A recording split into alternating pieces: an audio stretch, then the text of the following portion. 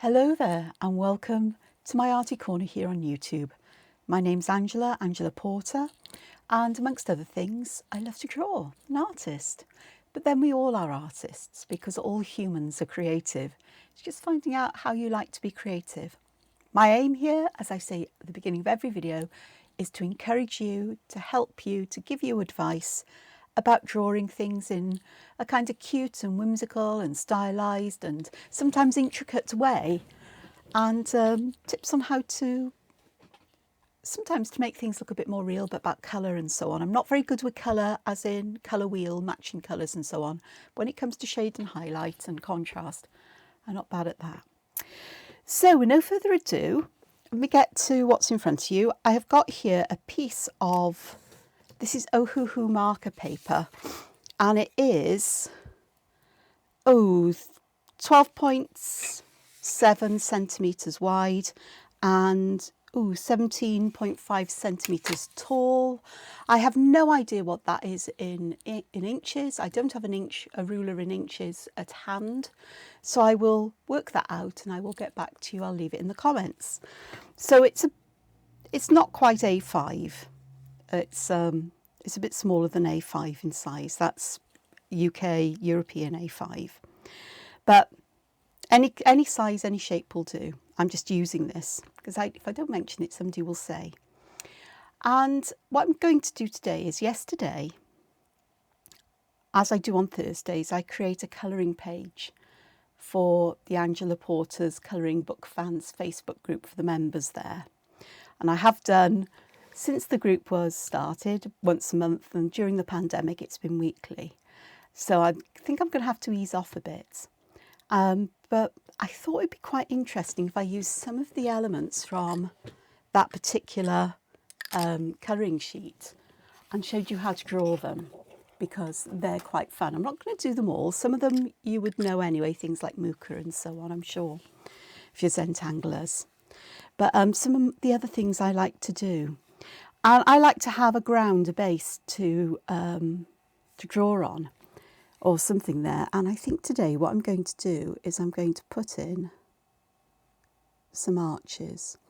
Now the pen I'm drawing with is a TWISBI TWISBI fountain pen, and this one's new to me. I spoiled myself this week. I bought a medium nibbed one.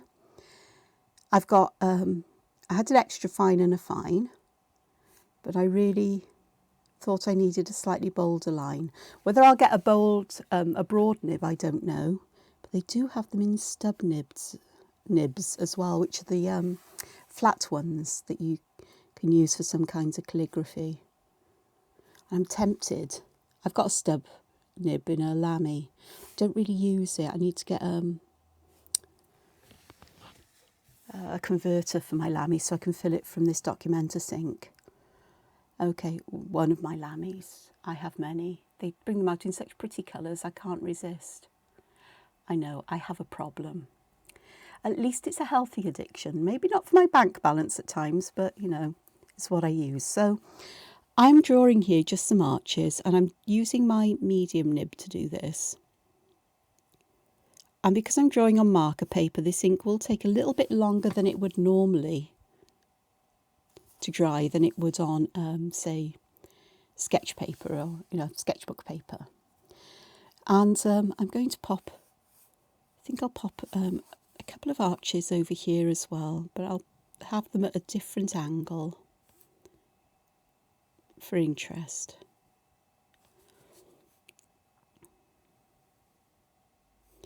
And I really do like doing these. They give me spaces to put patterns in. And the rounded arches are very much, it's my love of Romanesque architecture that comes out. And today is a day where I need to connect with things that I really particularly love to draw as well. I'm a bit fragile. I'm okay, and I'll be okay. I had my COVID booster yesterday, and it left me with a very upset stomach, a bit of a headache, extremely tired. And I'm still not feeling quite right today, but I'm feeling better than yesterday. My stomach isn't upset anymore. Though I could sleep for Britain, as we say. Sleep for the world. So I am just going to, I think I'll add a very narrow one on this side, like so. Then I'll just add the corners in, like so. So instead of drawing foliage or stones or whatever, I'm doing something a little bit different. I'm going to change my medium pen for my fine one. And they all look very similar. I mean, these look almost the same colour, but when you put them side by side, you can see the difference. This one glows in the dark and it glows blue. Yeah, that's why I bought it as well. I couldn't resist. They have ones that are green, that glow in the dark green. I'm so tempted. I'll see what happens. Oh no, I've smudged my ink. That's what happens when you talk about pens and you're not paying attention to what you're doing. Okay, I do want to fill these lower sections in with something. And I think on this one, I'm going to use just simple arches just to fill this space.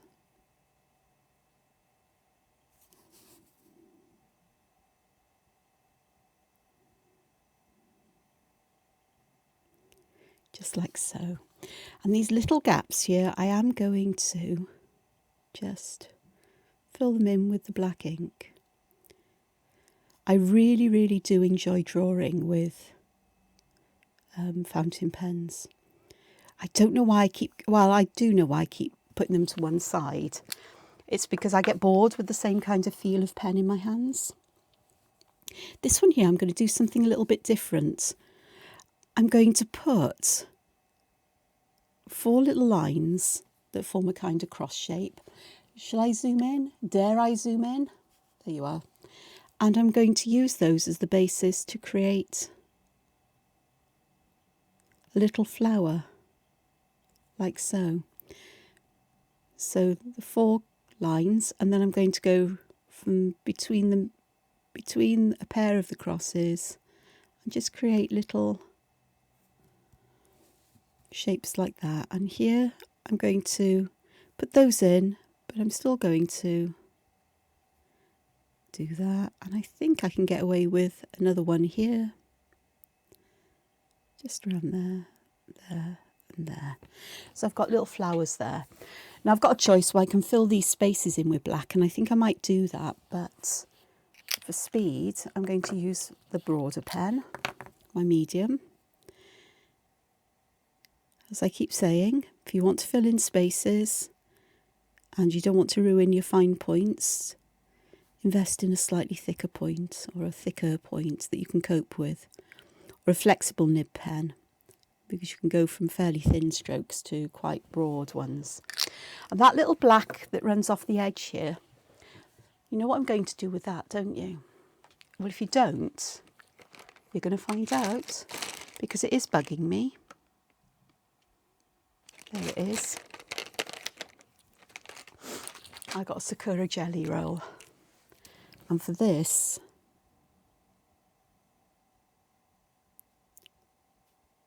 I'm just going to dot white ink on it, and it will magically just about disappear.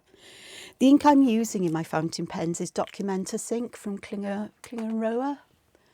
And it's archival. It's acid-free and it's waterproof, so I know the ink won't come through the Gelly Roll pen, but I may need to go back over it again. But I'm not going to cover this little bit up there. I'll make use of that when I add shadow. Okay. With these ones here, I do want to do something a bit more with these. And I think I'm just going to simply, actually, let's go back to the fine. Use my extra fine pen.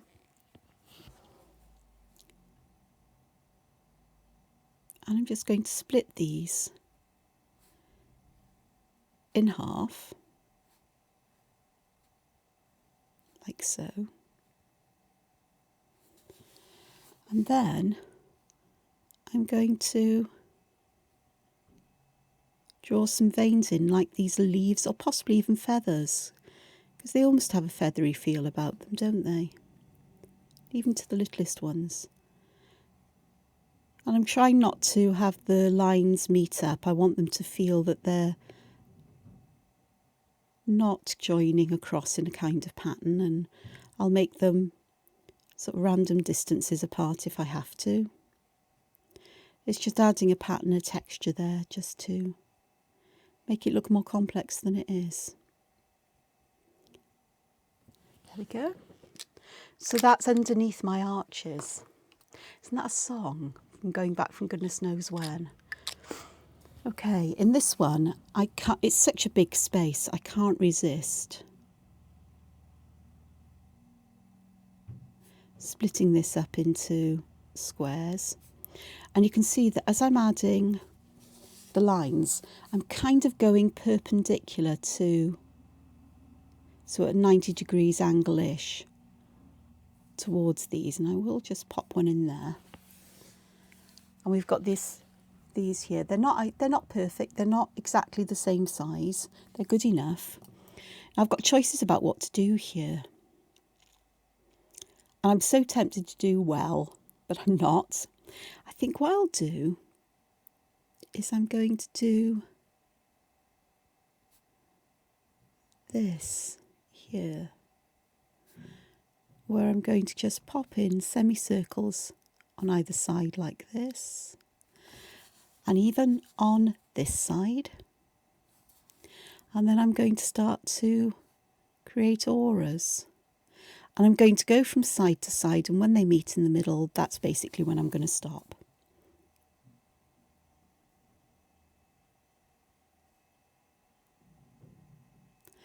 But I do want the same number on each side really, so I think I'm going to have to sort of like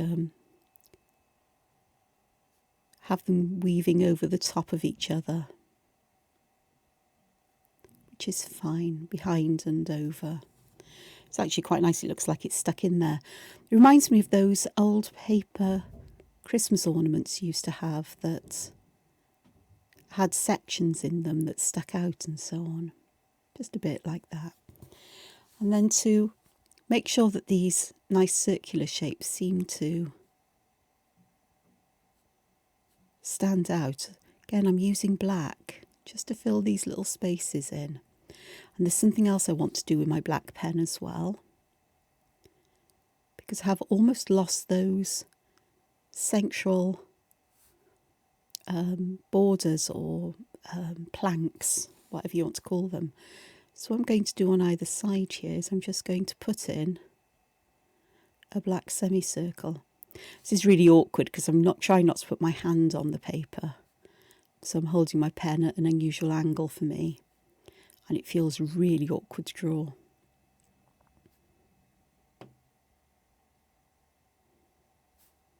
You notice that, you know, we all have a preference for hands unless you're truly ambidextrous.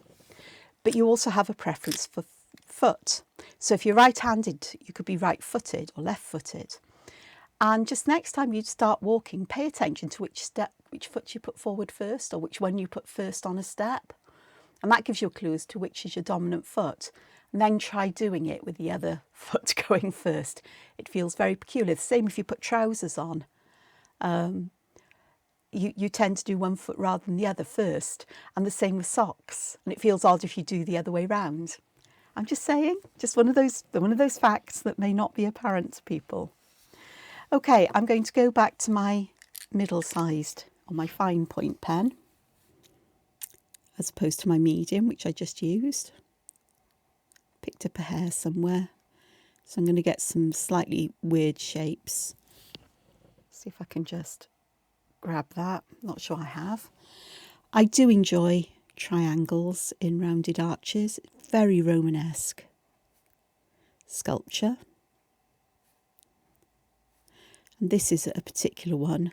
They'd be in blocks though in an arch, so you'd have sections of the pattern and they'd go together. I do love. It's my favourite architecture. Okay. It's not the only one because often they'll use very simple motifs as well. Another favourite one in Romanesque architecture, in the sculpture, the carved parts on doors and window frames and columns and the like, which are incredibly ornate, but not as fussy ornate as the later Gothic is. There's something wholesome and good about them. Are beads like this with space between them. Sometimes they butt up to each other, sometimes they've got space. I've got space here, so I'm going to fill the space in with lines. And I'm not too worried if I've got the same number on each side. I just want to try to get the same kind of density of ink in each section, simply because that's more important than the number of lines here, she says, who usually counts lines. But it'll work. So it just pushes those to the circles to the forefront. And the other thing I want to do is I am going to add some ink to the outside of these to give them a feeling of volume. So I'm putting ink to the left and the bottom of these, just to add that feeling that there might be shadow there. But I'm going to enhance that when I add some colour. And the other thing I'm going to do is I'm going to put a series of dots around from the left towards the right, but not halfway round. I'm going to stop a little bit short, like that. So that just adds some shadow there. I could do a lot of stippling there, but I'm not going to today because I'm drawing other things today. Okay. Something else, I'm going back to triangles again, and I could just put the lid on. The one thing I have to do with these pens is this ink, when it dries,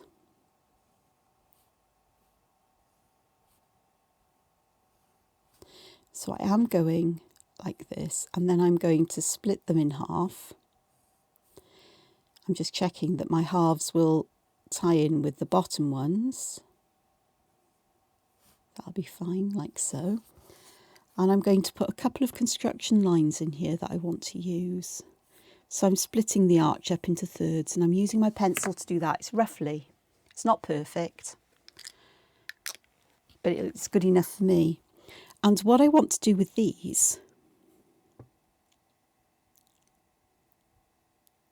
I'm trying to work out how I want to do this. I've got a point coming down there, so I think I want a point going here. And I'm going to make them quite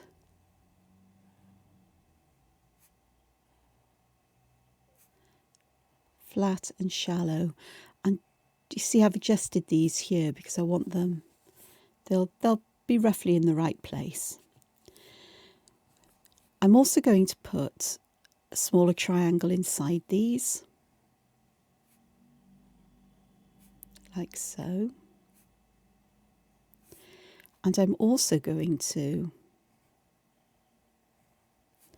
add another band here. You can see where I went outside the line there, but it'll be fine. And I'm going to add a very narrow border to this.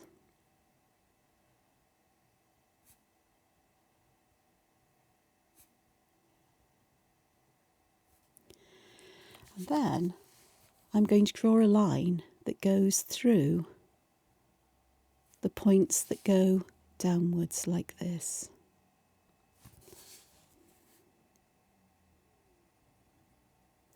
So I'm separating this into their individual blocks, as it were, like so. And I'm going to put another chevron here because I've got the space to fit it in. But I'm going to put a smaller dark triangle underneath it.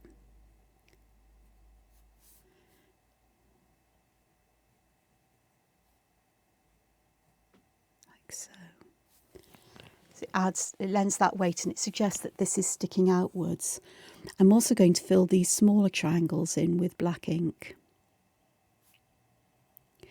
Now, these inks are waterproof, but they're also resistant to alcohol markers. And I'm going to use alcohol markers on this to bring out some of this. Oh, that didn't go quite right. Down here we're going to have a strange area. I'm going to have to fill all of this in black because I've just messed this one up. So let's do it with them all. Thicker pen required. I'll be here forever otherwise trying to fill this in. And it gets untidy as well. The broad nib moves a lot more smoothly along paper. When you've got fine nibs, it's almost like they've got a sharp point and they can catch, and if you press too hard they'll stick into the paper, which is something I don't want. I didn't want to do so much black here, but hey ho, it is what it is now, and I'm happy with that. It's quite nice. I do like the graphic nature of this. Okay, and we want to do something here on this one. And again, I'm going to use these as the guide for where I'm going to separate this into sections. So I'm going in between these lines. That one's hidden under there. And I'm going to split these into halves again.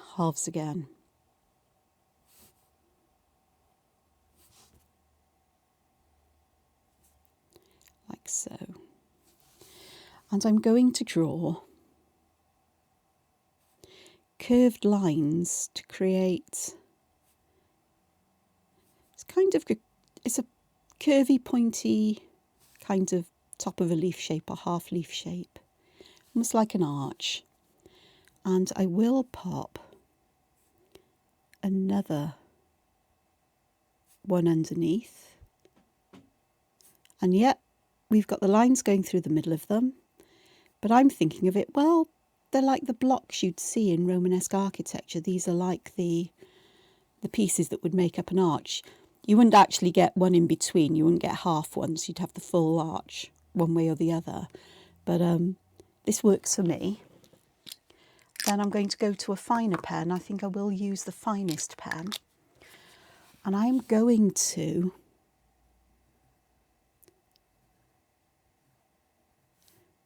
add shadow or add some lines on either side here, rather than using all black, which I could have done, but I don't want to. I'm using ordered lines like this. And then on the opposite side, I'm going to come back and I'm going to join them. I'm going to start with these and have the same number on each side, so it looks like they start and they join at that section. And that will actually help the black line to kind of almost disappear. It becomes almost like a darker shadow, so it looks like we've got a dip there. The one that's underneath, this area underneath, I'm going to create this kind of shape, like so. And this is where I'm going to put my black in, because then I'm going to repeat this letter V shape and pop these in here, like so. And I'm going to also fill these lower sections in with black.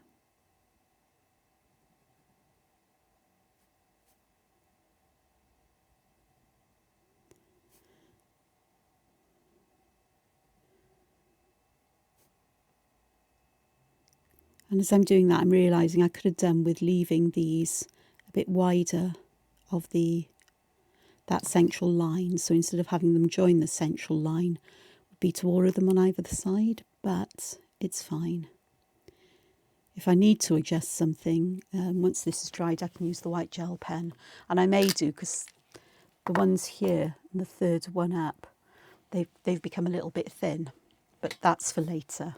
Ooh, this one looks a bit of an odd, looks a bit wider than it needs to be there. That's better. Okay. So that's the base for what I'm going to have growing out of these things.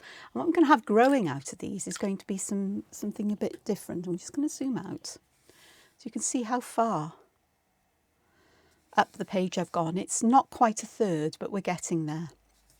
Just need to check that this is dried.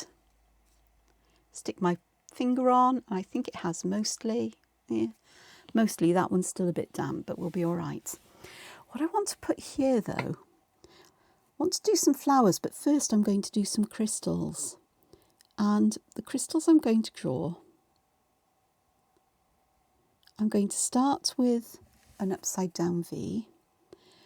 I'm then going to draw 2 lines from each side that point downwards, and then I'm going to put, actually I think I'm going to put this one like that. I'm going to join that to the top. I'm going to draw lines from the corners, but I want, instead of them going perpendicular, like 90 degrees to this, I want them to go inwards or begin to get closer together, like this. And then I can draw in the other parts, like so. So we get something that looks a bit like a crystal, and I'm going to carry on this idea because I'm going to draw this down to there, up, there, and I'm just going to add a couple more sides, but without this shape in them, because it would be awkward to draw in on these because the faces are so narrow, and really I don't need them. So let's do another one. So we start with a V shape, down, leave a gap. Now instead of going upwards on this one, I'm going to go down. And you can see that it works either way. We'll get a crystal either way. So let me draw those shapes in. But these points I'm going to just take right up to the top to create that point there. And what I think I might do is I could do that here. Is I'm going to put a little curve in there as if this is hollow. So again, I'm going to add sides here, and again, just going to move them down a little bit like that. So do one again. So let's do like this. And instead of putting this bit in, let's just do it like an ordinary quartz crystal-ish. Would this come down? It would show just behind here. This one would show just behind there.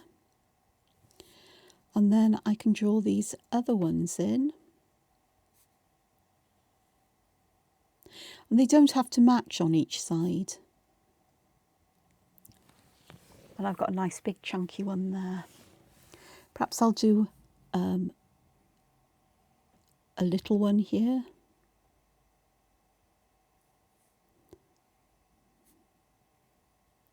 Just to fill this gap in.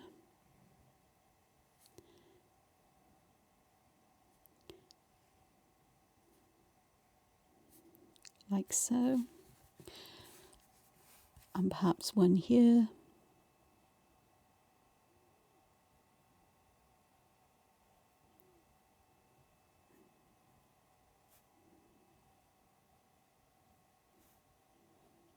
Like that.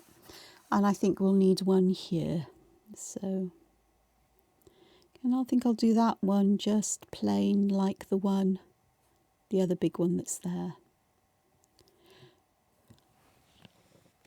And I'm going to put the third side in there. So it looks like we've got something very strange going on, which is fine by me. And perhaps just one more here, and again.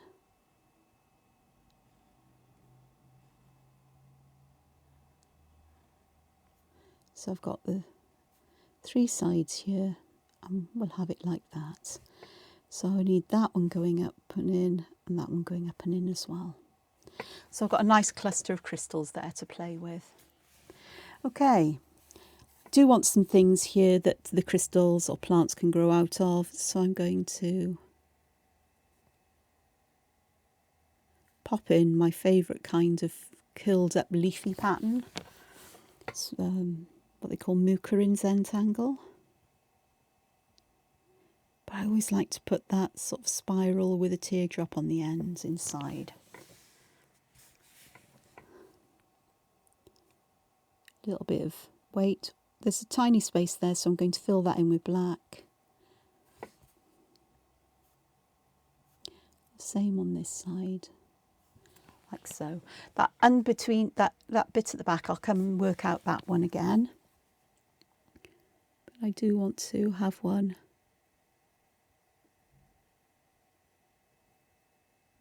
that perhaps just goes like so.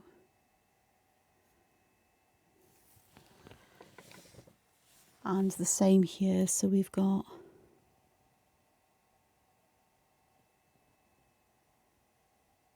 a mini muka here. And I'm going to fill that area in black just there.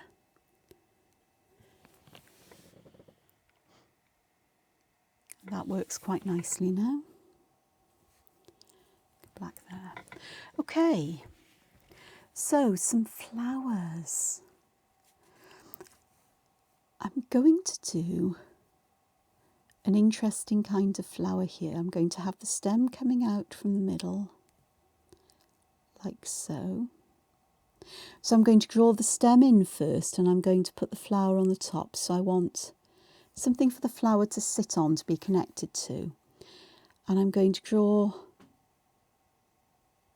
a kind of oval shape that connects to this. So it looks a bit like a weird balloon.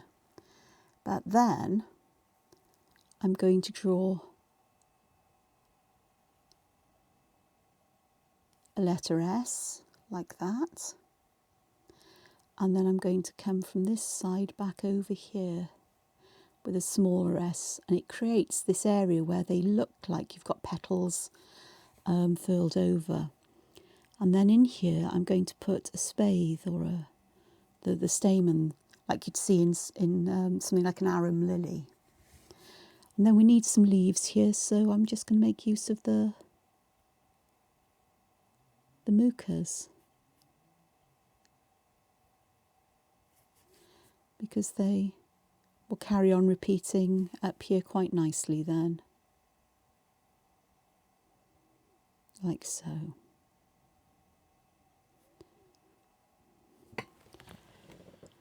So that's one side. So I'm going to do the same on the other side, but because my ink's wet, I'm going to draw this one upside down. I know, I'm living on the edge here. I'm living dangerously. So I need a nicely bulbous shape. And then I'm going to start on this side, and I'm going to draw an S shape that connects towards the other side, towards the bottom there. And then here I'm going to draw a little S shape here, and I'm going to pop that in. And so we now have another flower like that on this side. So again, I'm going to add some mukas in just to give me some leaves here.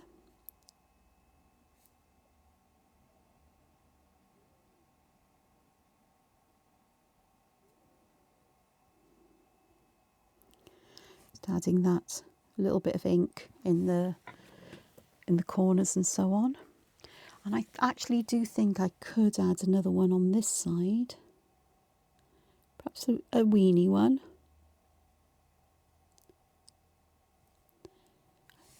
Don't think I'll get one on the other side, but I think I'll get a weeny one on this side.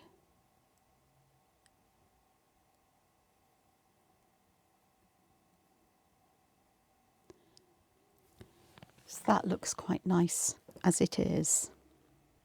I like that. Do I want to put any more of these in? Well, I could. I could. But then I wouldn't be able to put any mushrooms in. And I do have a thing for mushrooms. So I'm going to have mushrooms growing out of these, from behind these crystals. So my mushrooms are going to have, come on, pen. I'm going to start with a tall, thin top, and then they're coming down almost parallel, these rounded at the top, and then they're flaring out and back in. And the bottom I've put a little dip up, and we're going to have long thin stems on these like that. So let me have a look here. So this one will disappear behind the first one, and of course layering like this does give these depth as well. This one will go behind this flower. So again, the layers start to bring things to the forefront. And perhaps I can pop a flower of fungus in here. Mushroom, in other words. Or toadstool, depending on what you want to draw them as. So there's one growing out there. And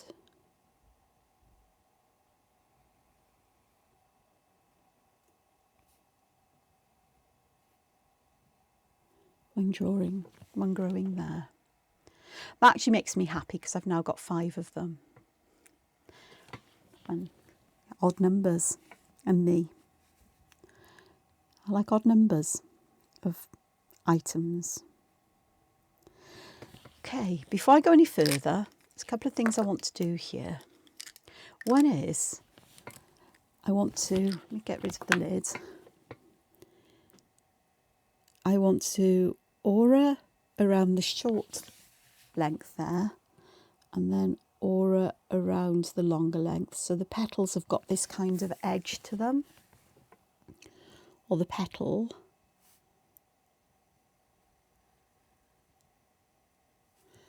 There we go, so that looks quite nice. With these, do I do them stripy or do I do them spotty? Do you know what? I think we're going to do them stripy. I'm not going to worry about the same number of stripes on each one. Just going to fill them in.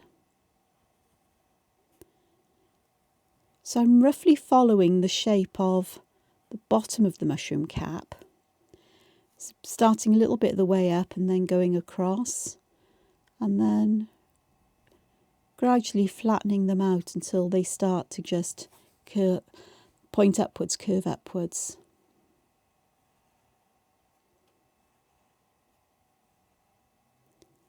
So they slowly change like that. So we've got some mushrooms there, so a bit more detail on some of those. Again, I could fill these stripes alternately with pattern and so on, but I'm not going to.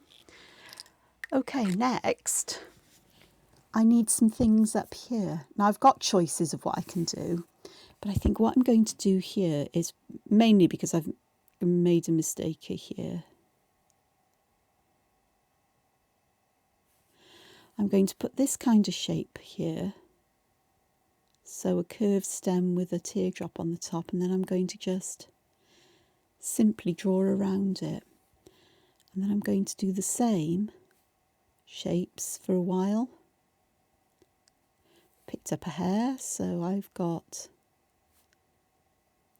a slightly thicker line there, but I'm fine with that.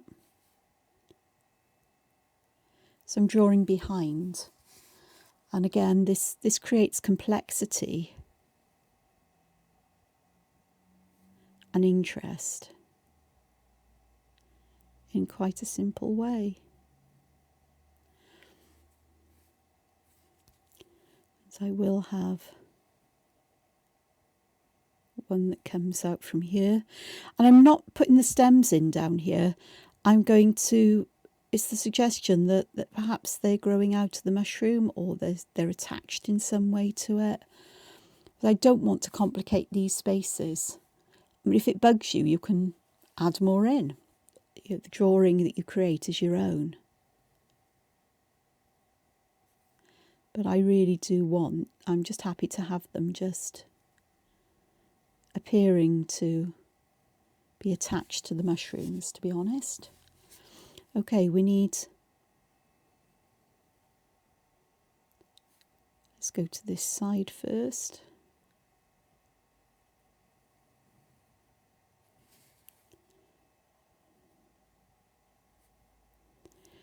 And I think I'll do one on this side as well. Now usually I'd fill these teardrop shapes in with black and perhaps leave a white dot there, but I'm not today. I'm not quite sure what I'm going to do, but I know I can always come back and fill them in with black if I wish. And it may be easier to fill them in with black with an alcohol marker, to be honest, or a darker colour. So I'm getting all kinds of things growing out here. And I do have a couple more to do, so I'm going to have one of these as if it's growing out from behind this one, just to complicate matters. Or this one's branching, so that's fine by me. But then I can add one here.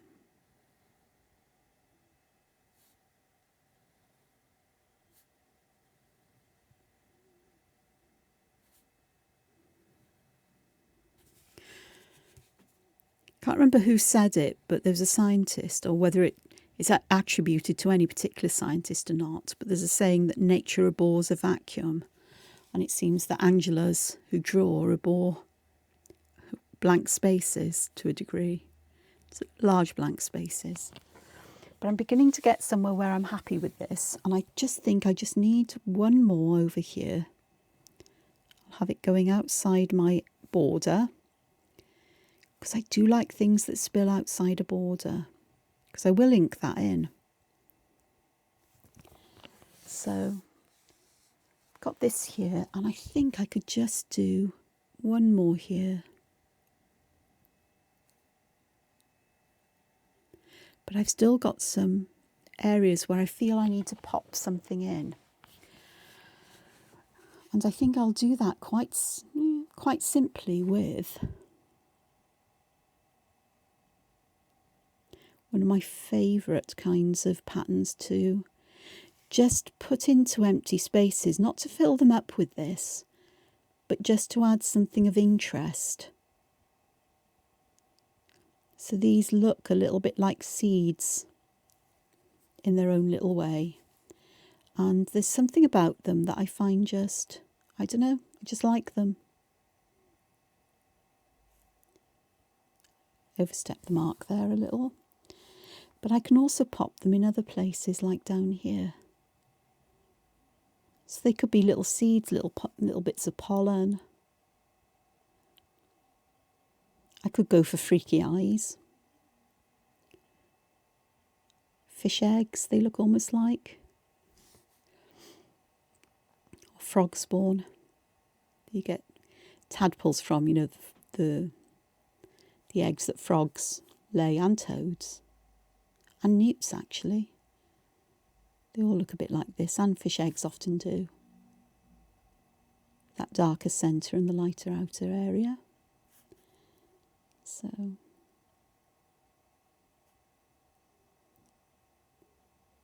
but it's just a pattern. But now whenever you look at them, you'll think of freaky eyes and fish and frog eggs. So, or seeds if you like, or pollen. And you know, we're talking here about my world. And this is what I'm drawing. This is something out of my imagination, my creativity, my intuitive nature. I'm drawing on pattern hoards, my hoard of pattern rather, and shapes and motifs in my head.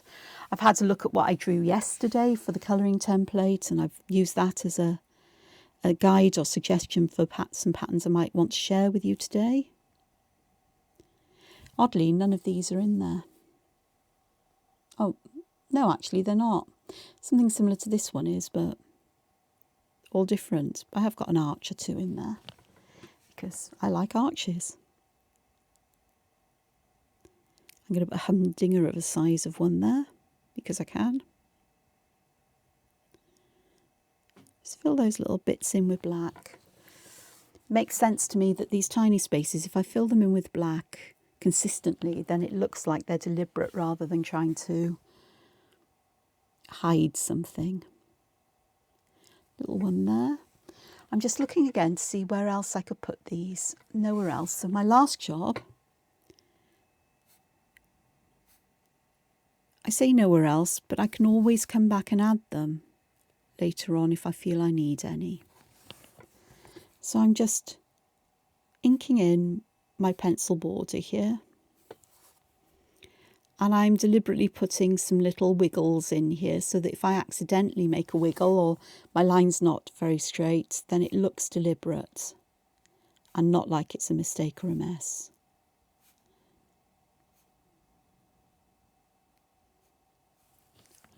Got a little bit of white there. And that's my drawing for today. So I'm just going to add my initials here somewhere. I rather think I'd like them, come on, creeping out from behind here. So I'm going to put my initials there. I'll also put my date in, but I'm going to use a finer pen to do that. So it's the 4th of November 22, dots either end, because that's how I do it. There we go. And so this is my drawing for today. I think I've done everything.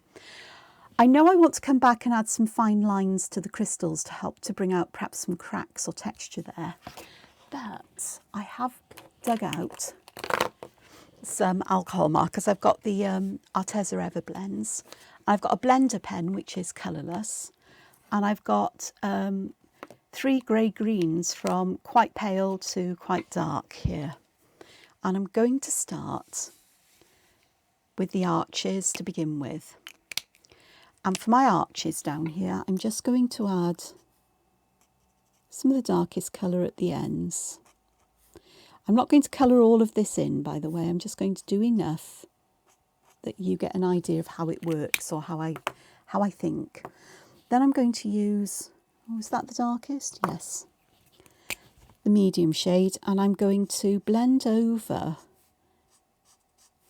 the edge of that darker one just to allow the colours to mix and blend, because this lighter one will dissolve the darker areas and blend them outwards.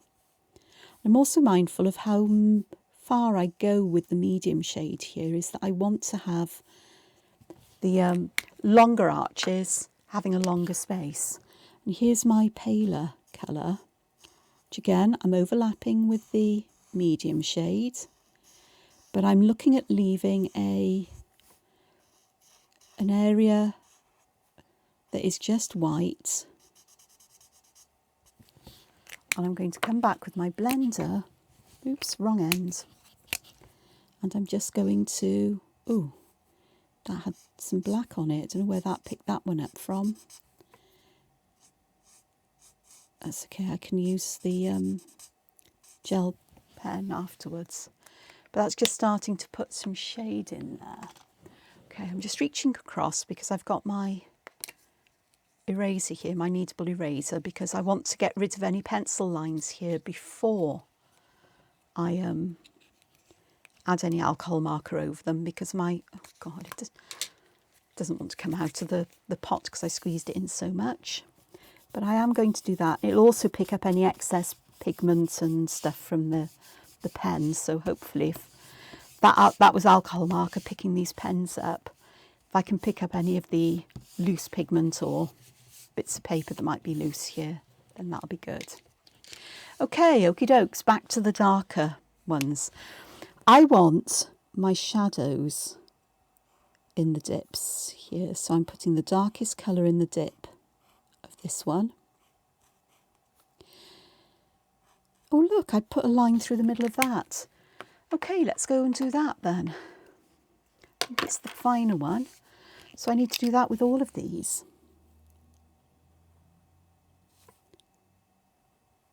I'm going to try and get that through the centre of them, even if they, there we go, that's better. that looks a bit more reasonable.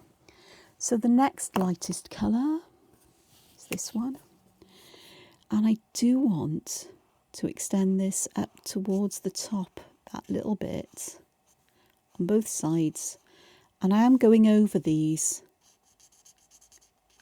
because I do want that darker colour just to fade out that little bit.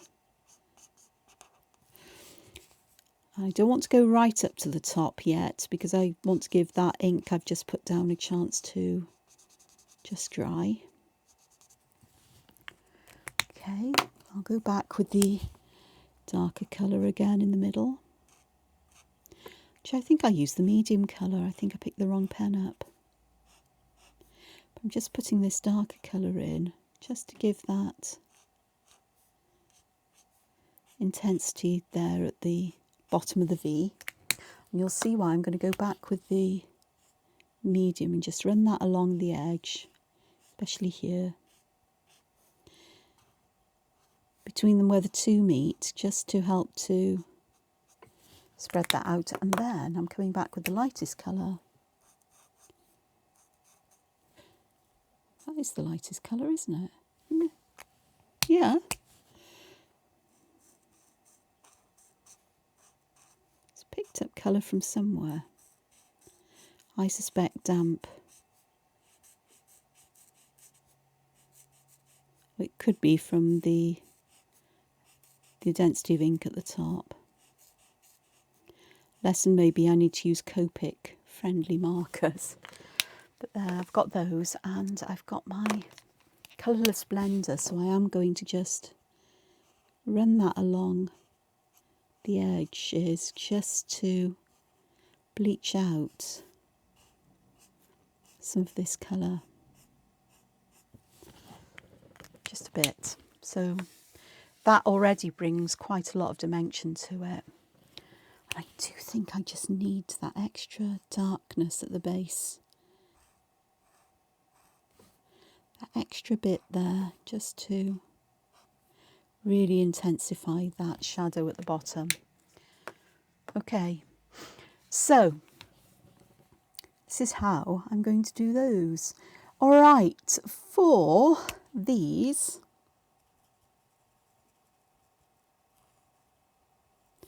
I'm going to define an area of highlight. This is my medium shade. So I'm defining an area of highlight, and I've worked out these are actually moving the ink because these little dots are being shifted and moved around. So, ho hum. Lesson learned. Okay, perhaps a smaller highlight here would be a good thing. All right, so I am then going to go with my darkest pen and pop a darker shadow around the bottom here. I'm doing this in a very simple way. This is not meant to be realistic, but it's just meant to give that illusion. Because if it was real, we'd have reflected light at the bottom and so on. I'm just using this variation in intensity of colour just to... It's the 08, it's the 06. No, the 08 is the lightest. I still haven't got my head round the way that the numbers of these alcohol inks change. That they... Hang on. 06, 08, 04. Oh yeah, this one is the lightest. So I've been picking up the wrong one, thinking it's the lighter one. I'm such a klutz. The numbers are really weird because they I don't know why, I just can't get my head around them. So here I'm going to use the colourless blender to help to blend these out. It does look like I'm getting a coloured circle here, but what will happen is as this dries, that will become a lighter area. So that's beginning to work. And I want my darkest one here because I'm just going to fill the tops and to the left of these with the darkest colour. like so, because that's where my shadows are mainly going to be. And then I'm going to come back with the medium shade and just fill the rest of that in. No highlight, just all dark. And in fact, I'll most probably glaze this or dig out a darker colour later on just to intensify that. Okay, my lightest colour is not that one. Wait. Yeah, because the smaller the numbers go, the darker the pigment. In my head, I want the smaller number, or the bigger numbers, to be darker, which is, you know, it's just not how these work. Okay, with these ones, I'm going to just colour in one side with the lightest pigment, because I just want that to feel that there's one side in shadow, and so I'm going always to the left. That'll work nicely, and then I'll get the medium tone and I'm just going to put some of the medium right along the edge. Just a thin line, so it looks like it's going down into shadow on that side. Almost like it's behind the other one. And then for the other side, I'm just going to use the lightest colour and just put a hint of that line, that colour, that grey down that edge there, as if there's a little bit of shadow on that side, but I want it a lot brighter. So that'll work there. For these, I think I just want to put some shadow around the edge of these petals. I'm going to use my colourless marker in a moment to blend this out. I'm trying not to drag this through all of that black ink that's coloured in the spaces, but I don't think I'm going to have much luck in stopping that from happening. But it is what it is, and I'm suspecting that this colourless marker is going to make things worse because it's pure alcohol, so it'll pick it up. But that just gives some dimension to those with the bright centre. Okay. These ones. So I am going to make the sides to the left dark, perhaps a little bit here and perhaps here, but maybe not all of it, towards the top lighter. I've got the medium shade here, so I'm just going to blend this out. I'm going to go here with the medium shade and perhaps a little bit there. So the lighter shades will kind of blend out or bleach out the darker tones, believe it or not. It's subtle, but it does happen, and you want them to blend. I don't like the lines that you can get with alcohol markers. And yet, I'm being pretty messy with where I'm putting the colour down.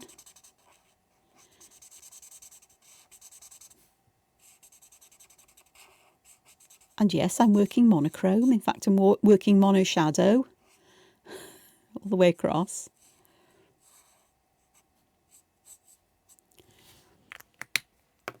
Okay, and then that middle bit here, I'm going to put the dark on the opposite side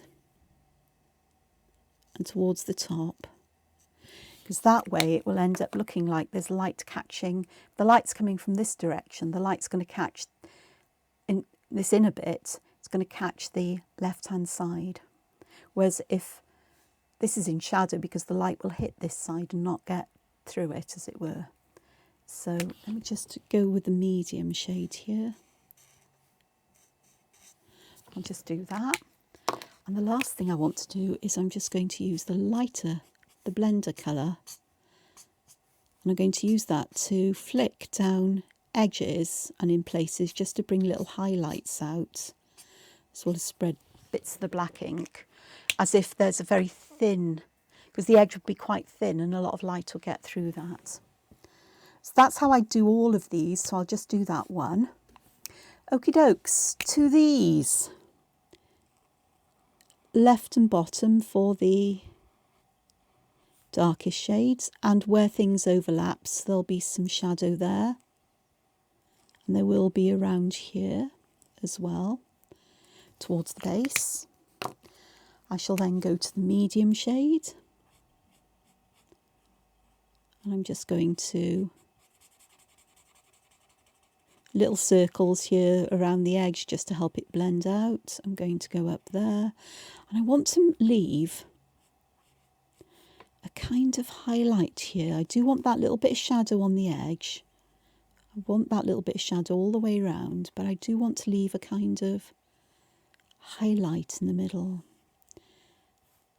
And the same here, really. It's the bottom that needs to be the darkest, because we're going into shadow, into the depths of this flower, the inner of the flower. But I still want that lighter area there. And then I can bring my lightest shade in. And here, I'm going to use that to go over the top of everything. Like so.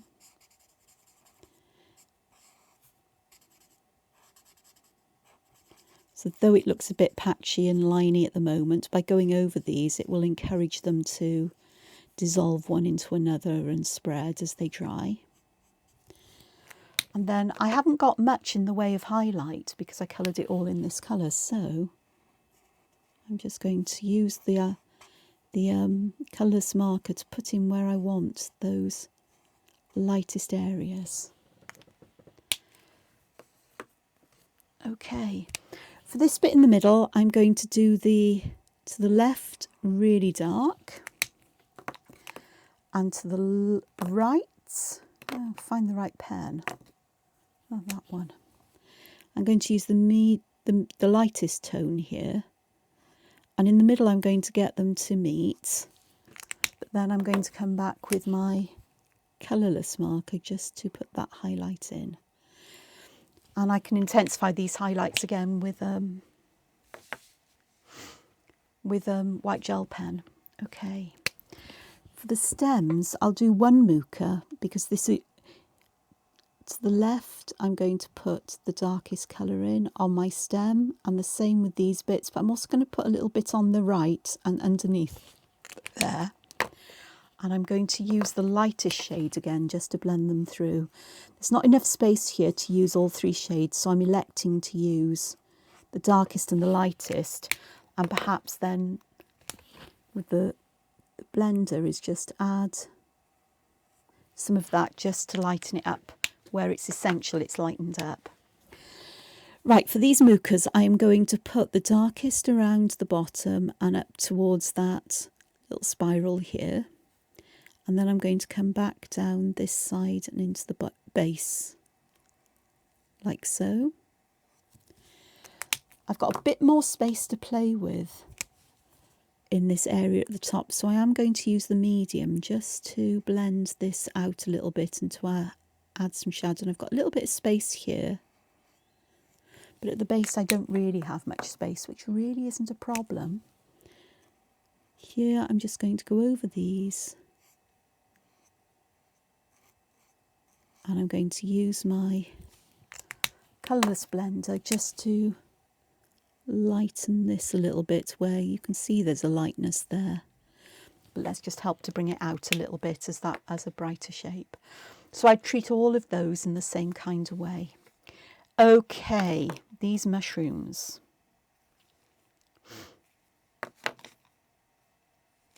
Okay, I'll do one. This is the left side because I've turned it upside down for ease of me getting towards it. We have got a big shadow on this side thanks to the flower overlapping it. There'll also be some shadow underneath the stem, underneath the cap. So I'm going to put that in, and some shadow to this side and some shadow where they overlap there. I'll also pop some shadow along the bottom edge. And perhaps just a little bit up there. Perhaps I'm just going to curve that around a bit so it looks a bit more of a natural shape. I've got that's the lightest, so I've got the medium here. So I'm going to use the medium shade just to overlap this and start to blend the darkest colour out. But I'm also going to use this on this side to give a darker area. And I'm going to do the same on the stem. Then I'm going to use the lightest colour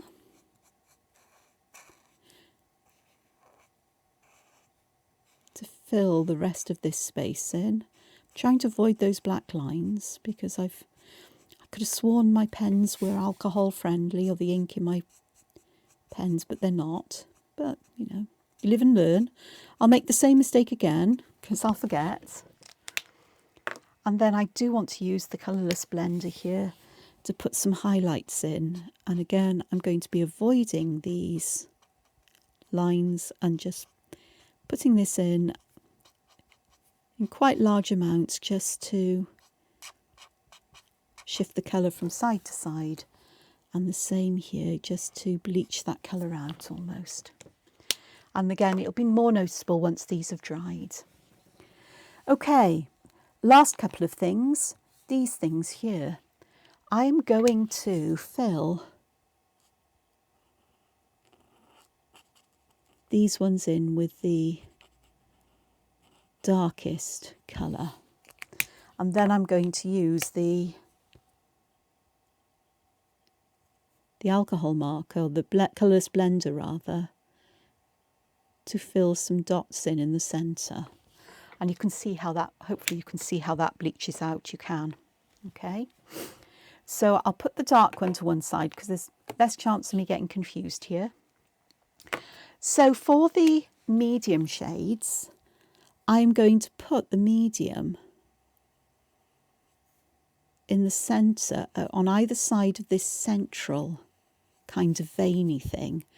And I'm also going to pop it around that darker bulb, as it were. So I want that to feel that it's almost like being cushioned in, or is set down into a kind of soft sheath around it, or layer around it, like so. And the same on this side.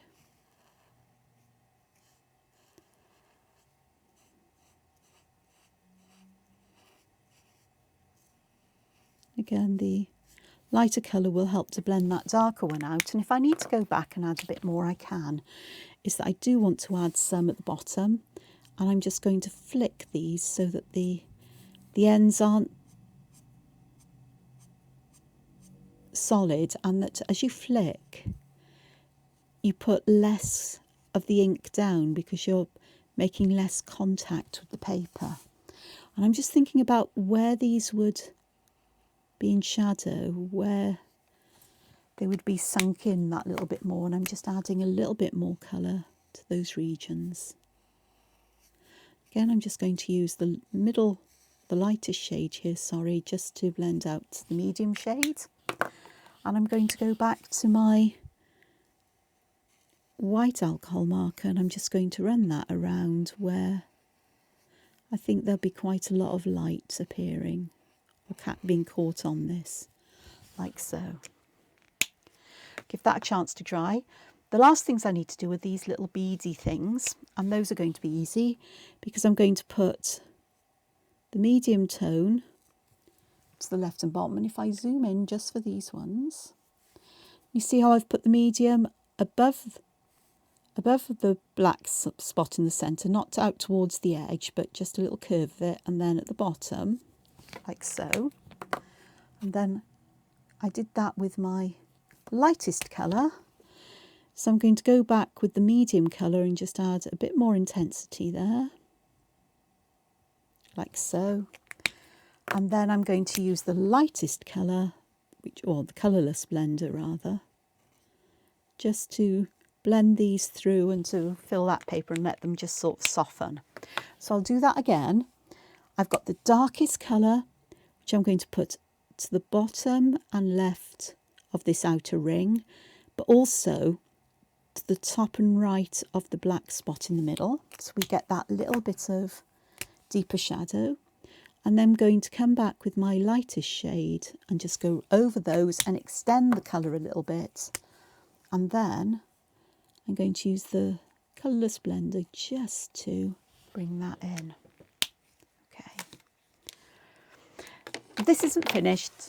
I'm over an hour and 10 minutes already on this. So it's not finished. I will try to add some more colour and as this is processing. I've got some other bits and bobs I need to do though while this is processing, uploading and whatever else it does arcanely at YouTube. But if I get a chance later on today, I'll definitely add some more colour or in the coming days and show you the end result.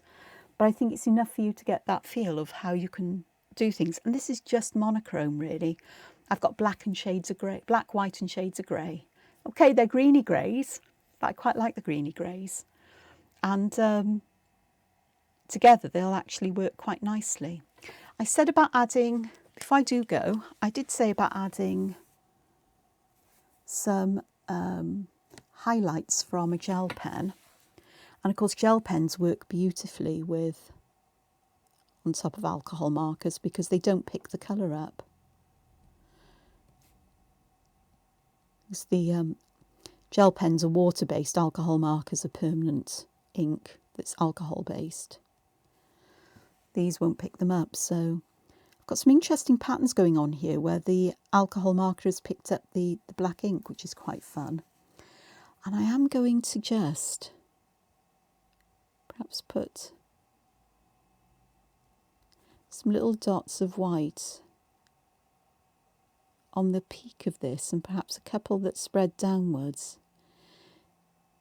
So I sometimes think if you just put a solid area of white dots or solid line, it looks a bit artificial, especially in some areas, whereas here if I dot it, it looks like it's perhaps the texture of the stone that is being brought out by light, shadow, and that's quite fun to do. So I'm putting quite a density of white dots close to the peak of these chevrons and shapes, and just an odd dot or two going down towards the bottom. So we still are getting that speckledy effect, but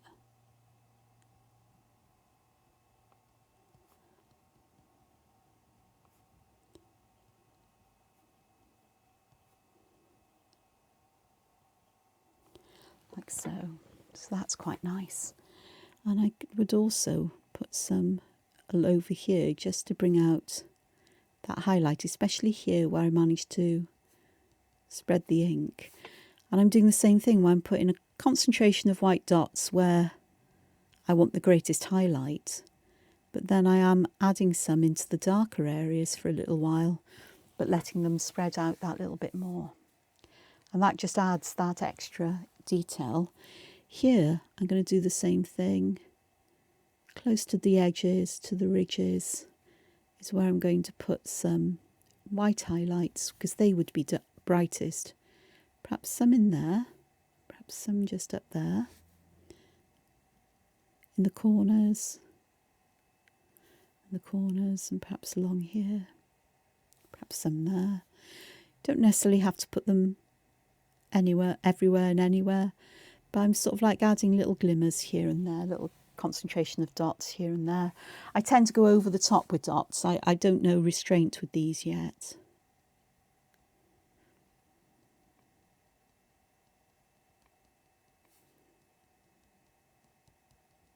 But sometimes I think we're okay just to go with the instincts and see what happens. And I think with these, following contour lines might be a good idea. And just allowing them just to fade away. Like so. That actually works quite nicely with the flower.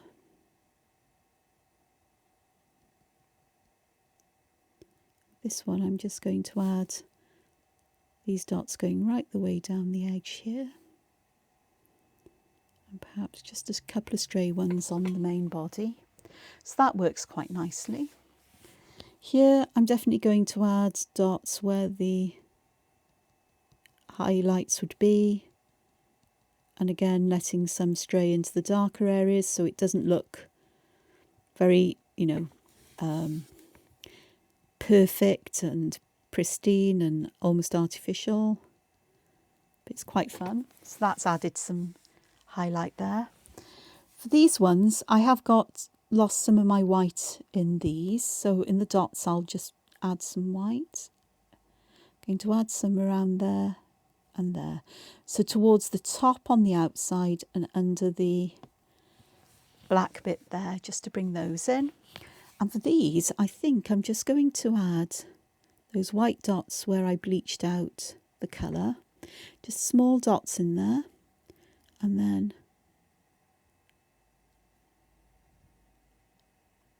those highlights down the edge.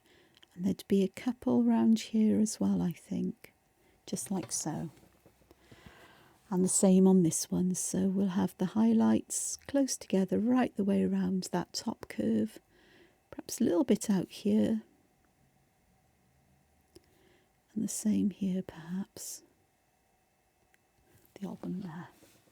And they're just very subtle, but they just add that brightness that's needed to help to lift this, because there is a lot of grey on there.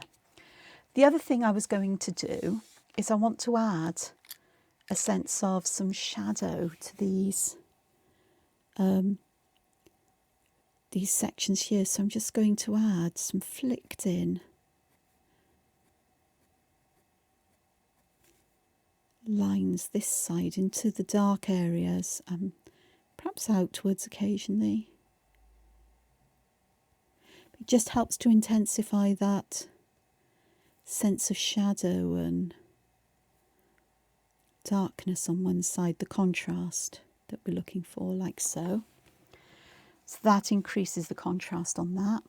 Here, I like to pop in broken lines that suggest that we have cracks or crystal shapes in these. On the corners are quite fun because you can put the shapes in as you wish. I'm doing this with this black, my fountain pen. But I'd do this after I add the alcohol inks. Even if I wasn't using this, I would still do it after I add the alcohol inks. Because sometimes where the light and shadow are, when you've added things unevenly, it makes more sense where you put them. So little things like that really do make that little bit of difference as we're going forward. So I do hope that you've enjoyed this, that you found this an interesting drawing, that you'll have a go at some of the motifs, add your own, put things together in your own way. I'm so happy that I've drawn some Romanesque style arches with patterns that aren't necessarily Romanesque as well, but that I've got this wonderful weird world from my inner being out onto paper. And so I'm just going to say thank you for joining me. Look after yourselves, and above all else, find time to be creative. Ta-ta for now. Bye. Hoil.